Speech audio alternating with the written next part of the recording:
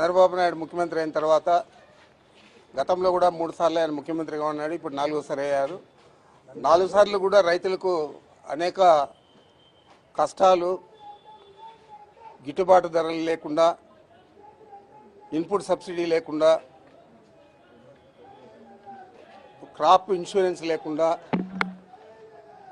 రకరకాల ఇబ్బందులన్నీ కూడా గురి చేశారు. అదేవిధంగా ఈరోజు యూరియా మరి ఎరువుల కొరతతో రాష్ట్రమంతా కూడా క్యూలో రోజువారీ ఉండలేక చెప్పులు లేకపోతే గొడుగులు అక్కడ క్యూలో పెట్టి రైతులందరూ కూడా చెట్ల కింద కూర్చోండే పరిస్థితి. ఈ విధంగా 5 సంవత్సరాల కాలంలో జగన్మోహన్ రెడ్డి గారు పరిపాలించిన 5 సంవత్సరాల కాలంలో ఏ రోజు కూడా జరగలేదు. రైతులకంతా కూడా ఏ ఇబ్బంది లేకుండా రైతు భరోసా కేంద్రాల్లో ఎరువులు ఇవ్వడం కానీ, పనిముట్లు ఇవ్వడం కానీ, పెస్టిసైడ్స్ ఇవ్వడం కానీ, అన్నీ కూడా సబ్సిడీ ధరలు ఇవ్వడం కానీ, రైతులకు గిట్టుబాటు ధరకు అక్కడ మనకు ఆయన ప్రత్యేకంగా నిధి కేటాయించి ఆ నిధి ద్వారా డబ్బులు ఇవ్వడం కానీ ఇవన్నీ కూడా జరిగాయి. ఈరోజు రైతులు అధ్వాన పరిస్థితుల్లో ఈరోజు ఉండే పరిస్థితి చంద్రబాబు కల్పించారు.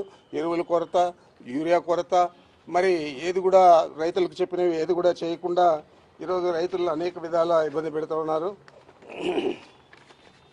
మామూలుగా ఎరువులు కేటాయించేదంటే 50% షాపులకి ఇస్తారు, 50% మన గవర్నమెంట్ సింగిల్ విండోలకు కానీ లేకపోతే అక్కడ ఉన్న మార్కెట్ ద్వారా అన్నీ ఇవ్వడం జరుగుతుంది.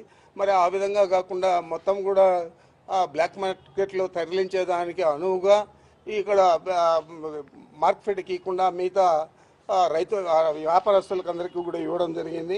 ఆ విధంగా చేయబట్టే ఈరోజు ఎరువుల ధర పెరిగిపోవడం, దాదాపు 270 రూపాయలు ఉంటే దాన్ని 450 నుంచి 600లకు అమ్ముతూ ఉన్నారు. ఒక్కొక్క బస్తా మీద 2000 నుంచి 3000 దాకా ఈరోజు రైతులు అధికంగా చెల్లించే పరిస్థితి బ్లాక్ మార్కెట్లో జరుగుతూ ఉంది.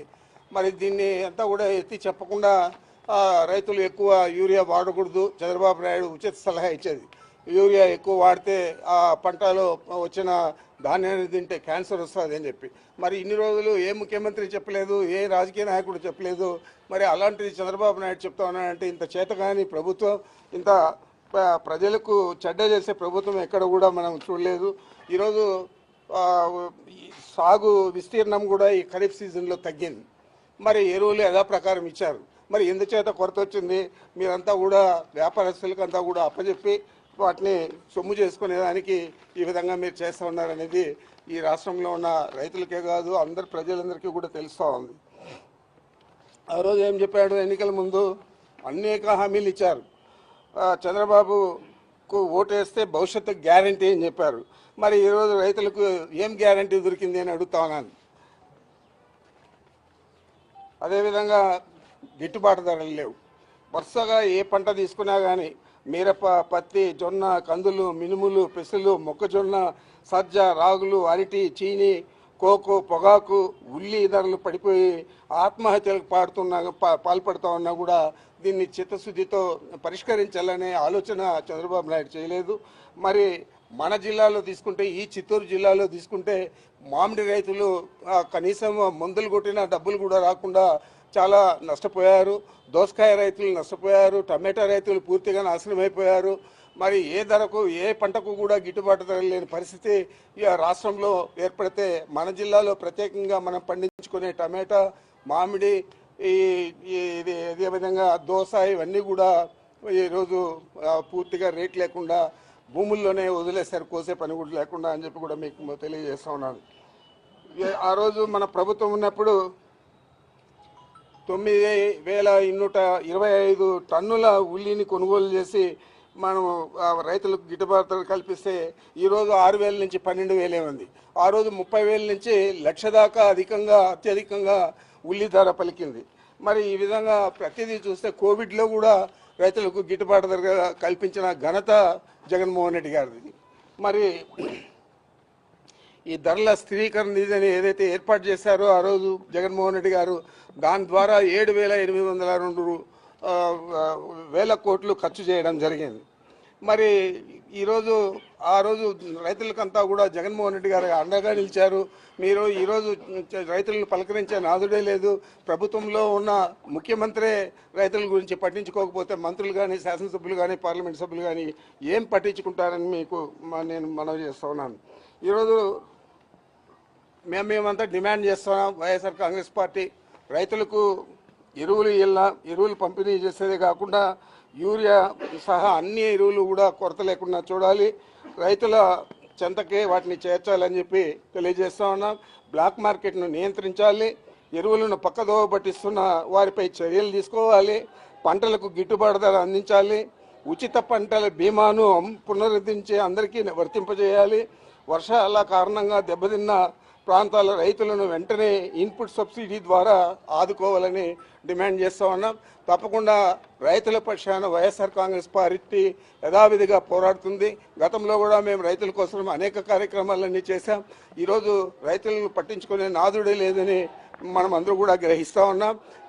చెప్పులు, గొడుగులు ఇవన్నీ కూడా క్యూలో పెట్టి యూరియా కోసం రోజుల వారీ కాసుకునే పరిస్థితి ఈరోజు ఏర్పడిందంటే ఇంత దురదృష్టకర పరిస్థితులు ఈ రాష్ట్రంలో చంద్రబాబు ముఖ్యమంత్రి అయితే తప్ప ఎప్పుడు కూడా రైతులకు కలగలేదు. ఈ 4 సార్లు ఆయన ముఖ్యమంత్రి అయితే 4 సార్లు కూడా రైతుల గురించి పట్టించుకునే నాదుడే లేదు. పైపెచ్చు మా గతంలో మనం చూసాము, వ్యవసాయం చేయడం దండగా అని చెప్పిన చంద్రబాబు నాయుడు ఏ విధంగా రైతులను ఆదుకుంటాడని చెప్పి నేను ప్రశ్నిస్తా ఉన్నాను. మీరే చూస్తా ఉన్నారు, క్యూలలో చెప్పులు పెట్టేది, గొడుగులు పెట్టి మాండ్ల కింద రోజులు పడిగాపులు కాస్తా ఉన్నారు రైతులందరూ. ఇంకా అంతకంటే ప్రత్యక్ష సాక్ష్యం ఏది కావాలని నేను అడుగుతా ఉన్నాను. ఆయన వచ్చినప్పటి నుంచే అధికారంలోకి వచ్చినప్పటి నుంచి సోషల్ మీడియా వాళ్ళ మీద అనేక రకాల వేధింపులు, సాధింపులు చేసేదే కాకుండా వారిని మానసికంగా, శారీరకంగా కూడా ఇబ్బంది పెట్టి వారిని జైలులో బంధించిన విషయాన్ని కూడా మీరందరూ కూడా గమనించారు. నేను ప్రత్యేకంగా చెప్పనక్కర్లేదు. రాష్ట్ర వ్యాప్తంగా మాజీ ముఖ్యమంత్రి వర్యులు వైఎస్ జగన్మోహన్ రెడ్డి గారు రైతుల సమస్యల పట్ల, ఏదైతే రైతులు ఎదుర్కొన్నటువంటి సమస్య గురించి అందరూ కూడా పాల్గొని రైతులకు న్యాయం చేసే విధంగా మనం ప్రభుత్వాన్ని నిలదీయాలని సూచించారు. అందులో భాగంగానే పెద్దలు పెద్దిరెడ్డి రామచంద్రారెడ్డి గారు పలమనేరుకు ఇచ్చేశారు. ఈరోజు ఒకటి మా డిమాండ్, రైతులకు గతంలో ఇచ్చినటువంటి హామీలు ఏదైతే చంద్రబాబు నాయుడు గారు గుర్తుపెట్టుకొని అదేవిధంగా ఈరోజు మీరు నడుచుకొని ఆ హామీలను నెరవేరిస్తే బాగుంటుందని మా ముఖ్య ఆవేదనను కూడా మేము తెలియజేస్తున్నాం. ఎందుకంటే ప్రజలు నిన్ను ప్రతిసారి నమ్మి మోసపోతున్నారు అనే దానికి ఉదాహరణకి ఈ రైతుల సమస్య కూడా ఒకటి. ఎందుకంటే బాబు షూరిటీ భవిష్యత్తు గ్యారంటీ అని చెప్పి నువ్వు గతంలో ప్రజలందరినీ కూడా, ఈరోజు రైతులనే కాదు, రైతులు కావచ్చు, ఉద్యోగస్తులు కావచ్చు, విద్యార్థులు కావచ్చు, మహిళలు కావచ్చు, వృద్ధులు కావచ్చు, అందరినీ కూడా మోసం చేసినటువంటి ఘనత చంద్రబాబు నాయుడు గారికి దక్కుతుంది. అదేవిధంగా ఎప్పుడు మాట్లాడినటువంటి మాటలు మనం చూసాం. యూరియా కానీ ఎక్కువ వేస్తే క్యాన్సర్ వస్తుందనేది ఎక్కడా కూడా మనం వినలేదు. ఈరోజు ఈయన కుటుంబ సభ్యులు కావచ్చు, వీళ్ళ పార్టీ నాయకులు కావచ్చు, బ్లాక్ మార్కెట్లో బ్లాక్ వ్యాపారం చేసుకుంటూ ఎరువులంతా కూడా ఎక్కువ రేట్లకు బయట అమ్ముకుంటూ ఎవరైతే నిక్కచ్చిగా నిజాయితీగా ఉన్నటువంటి రైతు ఉన్నాడో ఆ రైతుకు ఈరోజు ఎరువులు అందకుండా, ఈరోజు ఏ రైతైనా సరే ఎరువులు అందుతూ ఉంటే పడిగాపులు కాసే పరిస్థితి ఎందుకు వస్తుందని మేము అడుగుతున్నాం. అదేవిధంగా జగన్మోహన్ రెడ్డి గారు ఎప్పుడైతే ఈ విషయం పైన రియాక్ట్ అయ్యారో ఆ తర్వాతే ప్రభుత్వం కూడా ఒక మెట్టు కిందకి దిగొచ్చి ఈరోజు ఏదో తూతూ మంత్రంగా వ్యవహరిస్తుందనే మాట ప్రజలందరూ కూడా ప్రతి గ్రామంలో కూడా చెప్పుకుంటున్నారు. జగన్మోహన్ రెడ్డి గారు లేకపోతే ఇంకా ఈ పరిస్థితి ఏమయ్యేది ఆంధ్ర రాష్ట్రంలో? ఎందుకంటే ఆయన ముఖ్యమంత్రిగా ఉన్నప్పుడు అనేక సంక్షేమ పథకాలు ప్రతి కుటుంబానికి అందించాడు. ఈరోజు ఆయన ప్రతిపక్షంలో ఉన్నా కూడా ఈరోజు ఈ ప్రభుత్వం వైఖరి చూస్తే ఆయన రియాక్ట్ అయ్యి ఆయన గొంతు విప్పితే తప్ప ప్రజలకు న్యాయం జరిగే పరిస్థితి లేదు అని ప్రజలందరూ కూడా గమనిస్తున్నాను. రాబోయే రోజుల్లో ఖచ్చితంగా మీకు తగిన బుద్ధి ప్రజలే తెలియజేస్తారని తెలియజేస్తూ ఉన్నాం. రాష్ట్ర వ్యాప్తంగా మా నాయకులు వైఎస్ జగన్మోహన్ రెడ్డి గారి ఇచ్చిన పిలుపు మేరకు ఇక్కడ ఈ ఆర్డీఓ కార్యాలయంలో పెద్దలు రామచంద్రారెడ్డి గారి ఆధ్వర్యంలో రైతు తరపున వినతి పత్రం ఇవ్వడానికి రావడం జరిగింది. నేపథ్యం ఏంటంటే చంద్రబాబు నాయుడు గారు స్వతహాగా రైతు బిడ్డ, అయినప్పటికీ వ్యవసాయం దండగన్న వ్యక్తి. గత ప్రభుత్వంలో జగన్మోహన్ రెడ్డి గారి ప్రభుత్వంలో ధరల స్థిరీకరణ అయితేనేమి, రైతులకు గిట్టుబాటు ధర అయితేనేమి, ఇవన్నీ లభించే విధంగా ఒక ఎఫెక్టివ్ మేనేజ్మెంట్ అనేది ఒకటి ఉంది.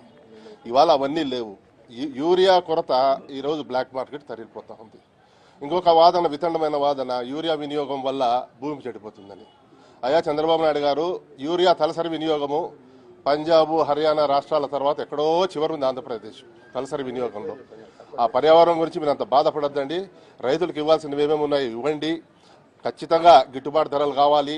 ఎప్పుడైతే మా జగన్మోహన్ రెడ్డి గారు ఈ రైతు బాట పేరుతో ఆయా పంటలన్నీ పరిశీలించే క్రమంలోనే ప్రభుత్వం కదిలిందని మీకు గుర్తు చేస్తా ఉన్నా. ఎక్కడైనా కానీ టమోటా పంటను రోడ్డు మీద వేసి చూసినాం, కానీ చరిత్రలో తొలిసారిగా చంద్రబాబు నాయుడు గారి సొంత జిల్లాలోనే మామిడి పండ్లను కూడా రైతులు రోడ్డు మీద వేసి నిరసన తెలియజేసినారు. ఈ ఘనత అంతా తమరిదే. ఇప్పుడైనా మేము మీ కోరేది ఒకటే, కొంచెం మేమేదో మాకు క్రెడిట్ ఇవ్వద్దండి, మీరే రైతులకు సాయం చేసి ఆ క్రెడిట్ మీరే తీసుకోండి. దయచేసి రైతులను ఆదుకోండి.